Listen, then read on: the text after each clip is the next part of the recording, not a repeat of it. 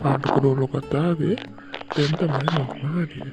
ඉතින් යාළුවනේ නිම්නාවිය අපි නොහිතපු විදියට නැවත රස්සාවට එනවත් එක්කම කියවින්ට තියෙන තවත් ප්‍රශ්නයක් තමයි ජයනා කිව්වා මංජිතගේ අම්මයි තාත්තයි පෙන්වන්න කියලා.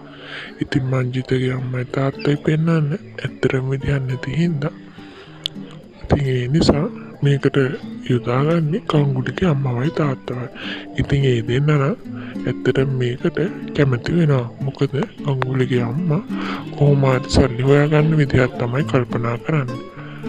ඉතින් මංජිතගේ අම්මයි තාත්තයි විදිහට ඊළඟට හොයාගන්න පුළුවන් යාළුවනේ අපිට.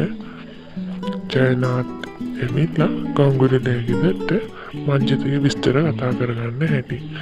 ඉතින් මංජිතගේ විස්තරයි මංජිතගේ අම්මයි තාත්තයි දැක්කහම ජයනාට ටිකක් මංජිත ගැන පැහැදීමක් ඇති වෙනවා. ඉතින් නිම්නාවිටයි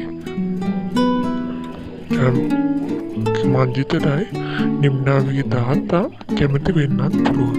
ඉතින් යාළුවනේ ඉදිරියට ඒ වගේ වීඩියෝ එකක් බලාගන්න අමතක නොකර සබ්ස්ක්‍රයිබ් කරලා තියාගන්න.